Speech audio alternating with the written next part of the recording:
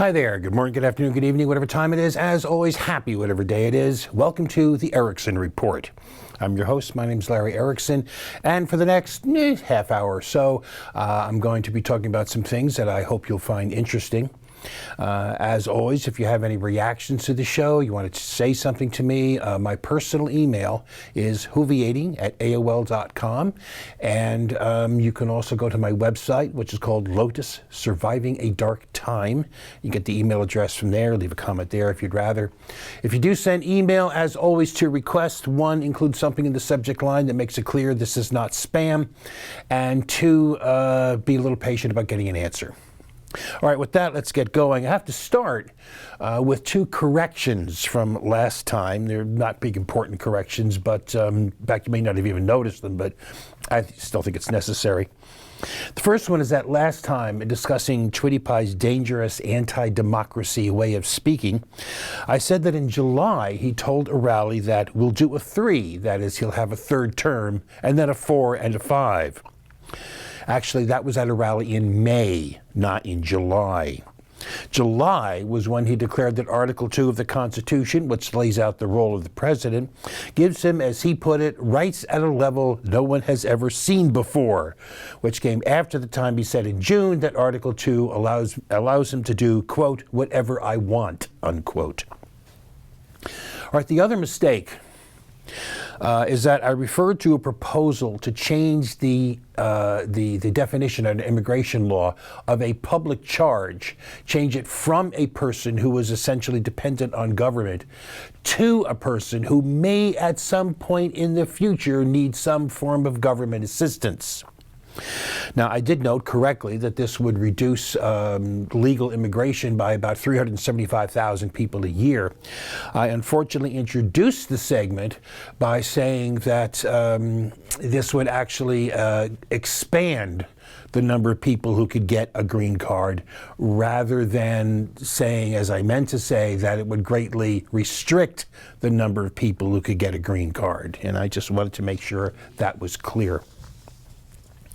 All right, so last time around, in listing some issues I thought were not getting enough attention from progressives, I specifically mentioned our military spending, our war spending, and our wars around the world. So, of course, immediately thereafter, the world blew up, or almost did. It may actually surprise you to be told that I'm not going to be spending a lot of time talking about Iran. That's largely because there's a fair amount of good commentary out there on the topic, and I prefer to spend my limited time on things that I think are getting less attention. So in line with that, I will say that I was struck, not surprised, but struck by how robotically and mindlessly the mainstream media fell back into the pattern of unquestioningly parroting government propaganda as if it was a well-established and unquestioned truth, and how frequently the broadcast media in particular resuscitated known liars and cheerleaders for the Iraq War and wheeled them out as commentators on what's happening now. As Dan Frumkin of PressWatchers.org said, lessons that should have been learned from Vietnam were forgotten in the rush to invade Iraq. And now it's abundantly evident that lessons that should have been learned from Iraq haven't been learned at all. Want to know how obvious that is? In December, the Washington Post published a remarkable 6-part series on how the government across 3 different administrations has consistently and persistently lied to us about the so far 18-year history of our war in Afghanistan. Yet just days later, that same Washington Post, reporting on Secretary of State Mike Pompeo's appearance on CNN on January 3rd, simply quoted without challenge his claims that Qasem Soleimani was killed to head off an imminent attack, that it saved American lives, and that Washington was dedicated to de-escalation. And he said this even as those claims were already falling apart. The night before his appearance, which also means clearly before the Post reported on it, the Defense Department said that the murder was, quoting them, aimed at deterring future Iranian attack plans. rather than at disrupting a so-called imminent or, for that matter, any identifiable threat. Indeed, on Face the Nation on January 12th, Defense Secretary Mark Esper was reduced to saying that he believed that there probably could have been attacks on Americans that would put Americans in the Middle East in danger, but he didn't see any specific intelligence about some imminent attack, which, by the way, if there had been, yeah, he would have seen it. Meanwhile, on Meet the Press the same day, National Security Advisor Robert O'Brien essentially admitted that Sweetiepie's claims about attack on 4 U.S. embassies was simple bullshit. He said, in essence, he said that his high orangeness had just interpreted some intelligence about Iran wanting to inflict casualties as somehow coming to mean that there were imminent attacks on 4 U.S. embassies. And the ground still continues to shift. On January 13th, the tweeter-in-chief coughed up a regurgitation of the imminent threat line, but then added, "It really doesn't matter because of his horrible past!" exclamation point. The same day, it also developed that 7 months ago, he signed off on killing Soleimani in the event any American was killed by any force the administration regards as an Iranian proxy. So now all we really need is the final touch of just dropping references to imminent altogether in favor of the all-purpose bad hombre defense. Let's sum up. We have an assassination of questionable legality based on an imminent threat which apparently did not exist, based on intelligence which produced what Gopper Senator Mike Lee called probably the worst briefing I've ever had on a military issue, one which during Pompeo and Esper could not even agree on what the administration's policy goals for Iran are. All of which together led us to being on the brink of outright war in the Middle East, which we avoided, and I emphasize we avoided for now because the war hawks are still in flight. We avoided that war because Iran chose restraint, even as the U.S. uses as an excuse to send more troops to the Middle East and increase sanctions on Iran. And I haven't even touched on the possible fallout for Iraq, nor have I mentioned Sweetiepie's claim, which I promise you I will discuss in the near future, Sweetiepie's claim that the U.S. is now building hypersonic missiles, potentially triggering a new arms race. But for now, I'm going to end this topic here, except for these 3 footnotes. Footnote 1, do you want to know just how insane the killing of Soleimani was? Benjamin Netanyahu sought to distance Israel from it, telling a cabinet meeting that the assassination of Soleimani isn't an Israeli event, but an American event. We were not involved and should not be dragged into it. Hey, if even Bibi isn't on board with this, you really should have rethought it. Footnote 2. On January 8th, a regularly scheduled Ukrainian airliner crashed shortly after leaving Tehran airport, killing all 176 on board. Suspicion immediately arose that it had been shot down by an Iranian surface-to-air missile. Iran initially denied it, but just 2 days later admitted responsibility, and President Hassan Rouhani said Iran deeply regrets this disastrous mistake, while offering thoughts and prayers and my sincerest condolences to the families and promising to find the culprit, and apparently have arrested somebody for this related to it. On July 3rd, however, July 3rd, 1988, a regularly scheduled Iranian air flight from Iran to Dubai was shot down over the Persian Gulf by a surface-to-air missile fired by the U.S. cruiser Vincennes, killing all 290 on board. After an internal investigation, the Navy exonerated the crew, and 8 years after this terrible tragedy, the U.S. reached a settlement with Iran in the International Court of Justice, but the U.S. has never in all these years actually apologized for what happened. Footnote 3, one positive development, which likely won't make a great deal of difference, but still is a positive development just based on, just base principles. The House has actually passed a concurrent resolution under the War Powers Act directing Sweetiepie, quote, to terminate the use of United States armed forces to engage in hostilities in or against Iran or any part of its government or military unless Congress has declared war or otherwise provided specific authorization. Now, the reasons this won't likely matter are, one, is that its chances in the Senate are really iffy. Two goppers, Mike Lee and Rand Paul, have said they will vote in favor of the Senate version of the resolution. But with 47 Senate Democrats, counting there the two independents, even if all those people vote yay, it'll still take at least two more goppers in order to pass it. And with people like Joe Manchin around, even that may not be enough. The other reason is that the last time there's actually serious talk of invoking the act to stop an action was during the bombing of Libya nearly 9 years ago, at which time then Secretary of State Hillary Clinton told a classified briefing that if Congress did try to exercise its authority under the act, the White House would simply ignore it. I can't imagine the response would be any different this time, and it's really doubtful that Congress has the guts to try to enforce its decision by cutting off funding and face the prospect of being told, "You are abandoning our men and women in the field."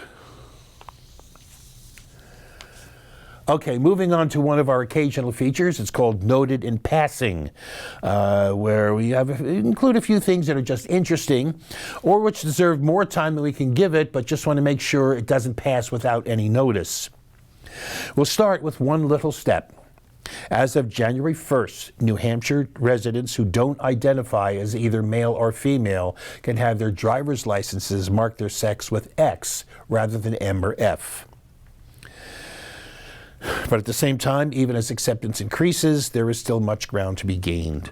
The United Methodist Church, the nation's third largest religious denomination, is expected to split, spinning off a traditionalist denomination as a home for the too many church leaders and members who, even at this late date, still refuse to accept same-sex marriage and still refuse to allow for ordination of LGBTQ clergy.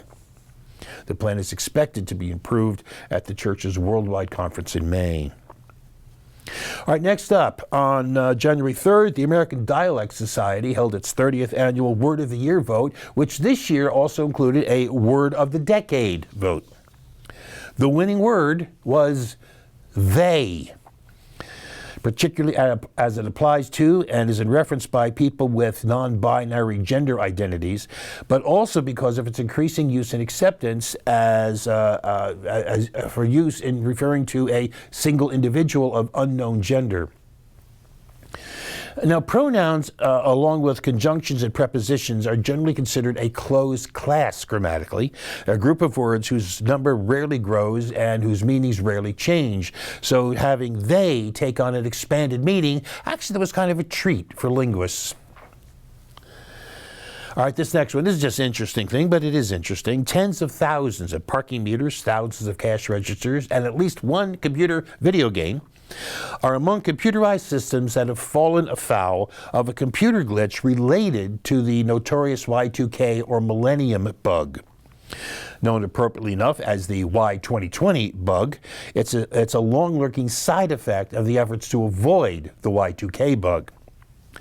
Both bugs stem from the way computers store numbers. To save memory, which was important back in the 60s, many older systems express years using two numbers, such as 98 for 1998. The Y2K bug was a fear that when it came to 2000, the systems would interpret that as 1900 rather than 2000.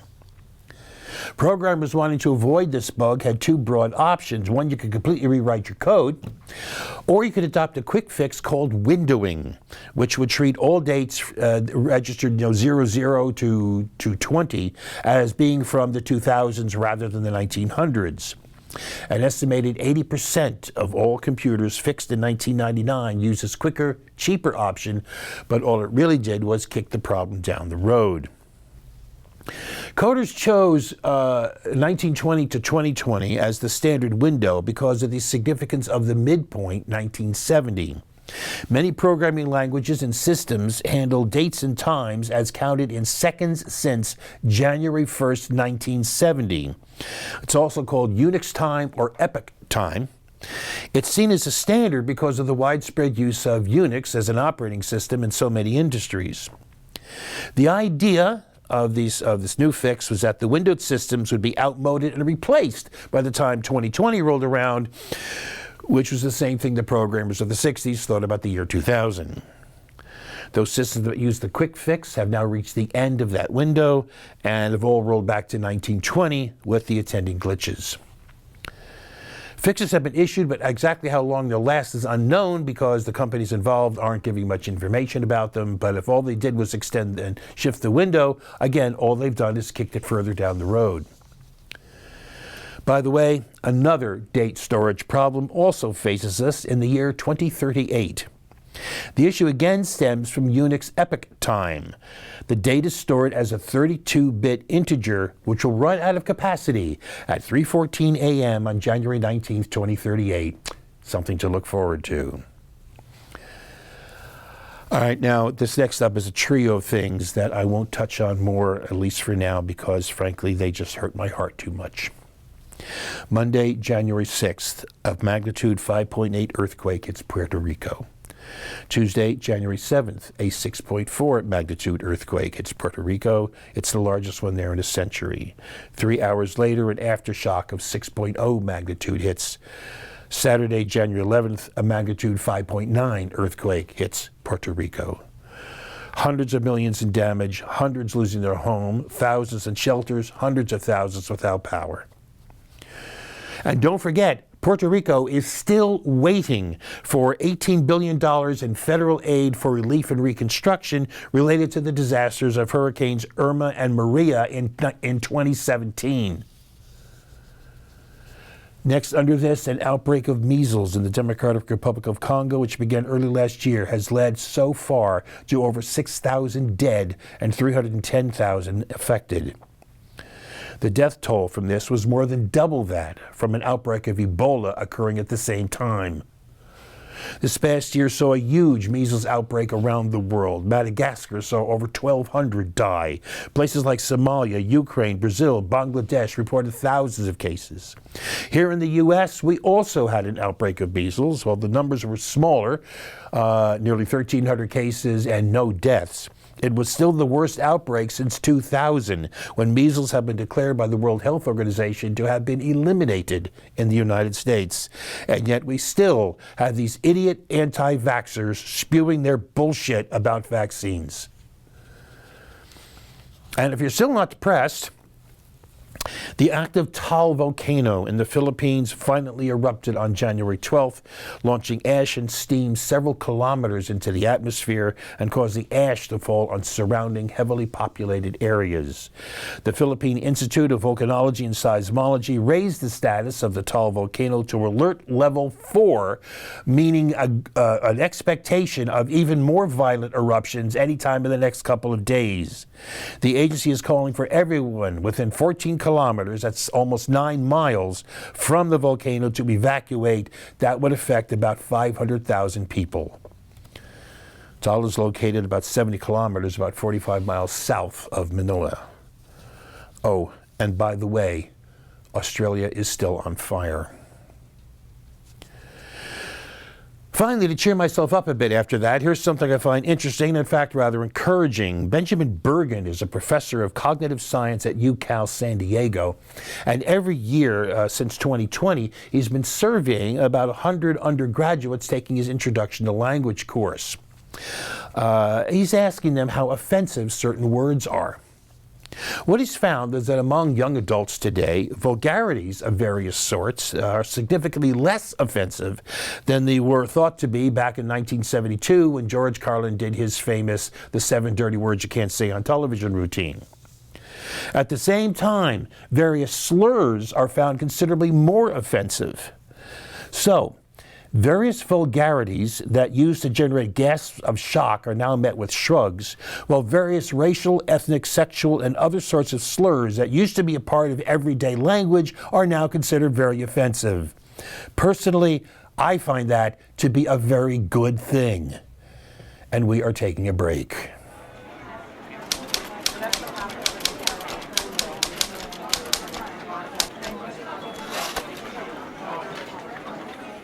And we are back with our regular feature, 2 weeks of stupid clowns and outrages. And we start, as we usually do, with the clowns.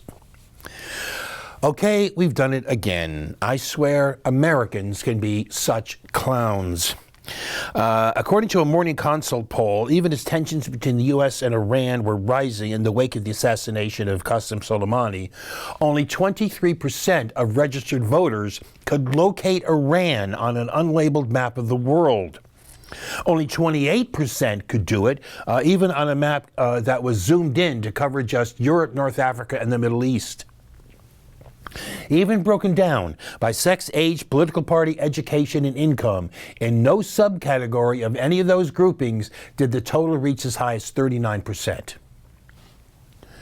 Notably, there were no statistical differences in support for the strike or on a host of other related issues between those who could identify Iran on a map and those who couldn't. You know enough about the world to find Iran on a map? Makes no difference to what you think about any of this. Have no flipping idea where it is, guesses even put it in the middle of the United States? Makes no difference. We really are clowns. All right, next, you want jaw-droppingly stupid, evil clown? And Frank, I feel like doing this, and so I'm going to do it just to amuse myself, like that scene from the Harry Potter movie, The Goblet of Fire. What's the name? Donald J. Trump Jr.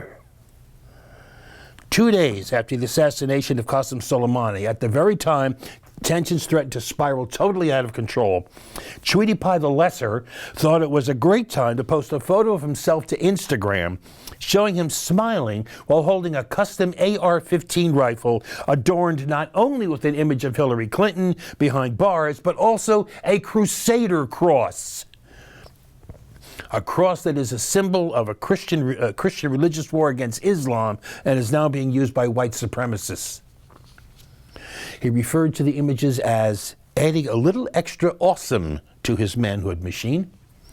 I see them as describing a spoiled rich kid imagining himself as daringly poking an Iranian hornet's nest while knowing he'd not be among those stung.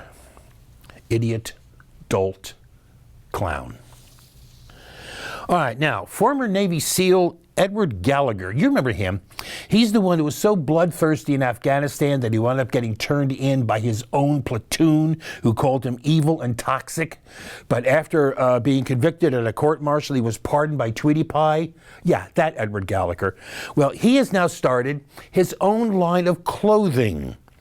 It's called Salty Frog, which apparently is a nickname for retired SEALs, and is described as a coastal lifestyle brand with an edge. Now, you'd think being an accused war criminal would not be a good foundation for a business, but it appears these days you'd be wrong. All right. At the start of the year, singer and self-proclaimed sex god Loaf, seen here engaged in a vigorous study of climatology, said he feels for Greta Thunberg, claiming she has been brainwashed and forced into believing climate change is real, which she insists it is not. Hey, Mr. Loaf, as the New York Times has been known to call you, you may think 2 out of 3 ain't bad, but when it comes to being a clown, you're not 3 out of 3, you're 10 out of 10. And by the way, Australia is still on fire.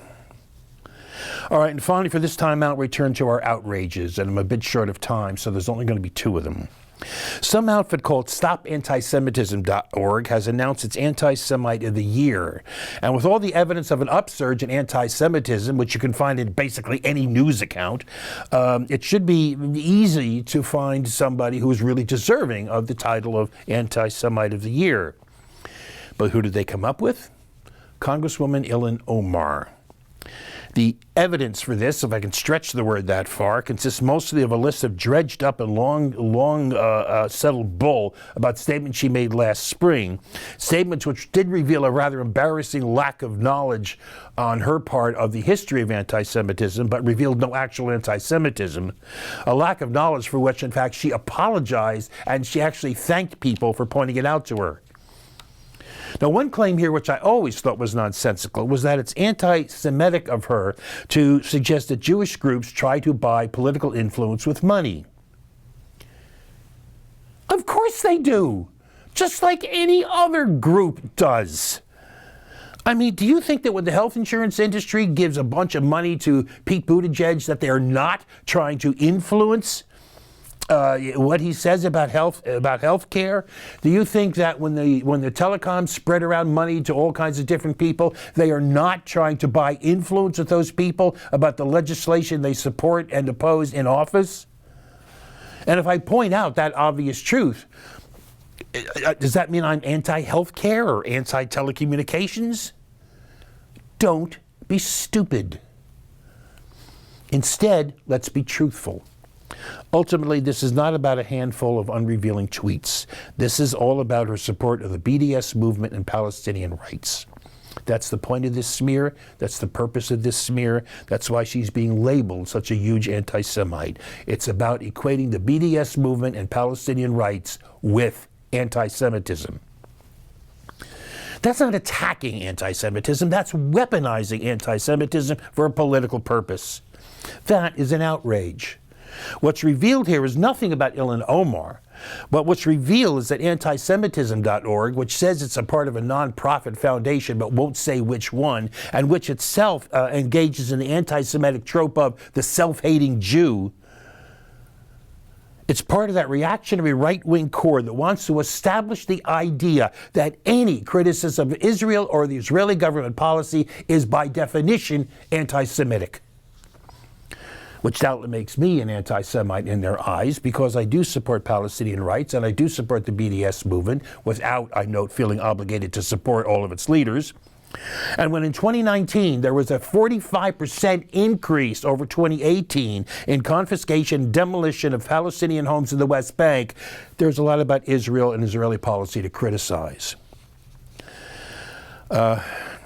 Our other outrage is found in a January 3rd New York Times report that the Sweetiepie White House is about to expand its open war on environmental protection. They're going after the National Environmental Protection Act, a 50-year-old bill having signed into law January 1st, 1970. That is the foundation for environmental review policies in this country, and they want to wreck it by essentially redefining what the law does and does not do, by narrowing the definition of what types of projects require a review, expanded the number of projects that don't need reviews at all, allowing companies and developers to do their own environmental reviews, and dropping entirely any requirement to consider cumulative, not just immediate impacts. Meaning, for example, not only could you build a road without considering the effect of the traffic it will produce, or lay down a pipeline without considering the effects of a spill that might happen, but it also means that by definition, any impact on climate change would be beyond the bill's reach. That's nauseating. And by the way, Australia is still on fire. That's it for this week. We'll see you as soon as we can, about 2 weeks' time. In the meantime, have the best time you can. Peace.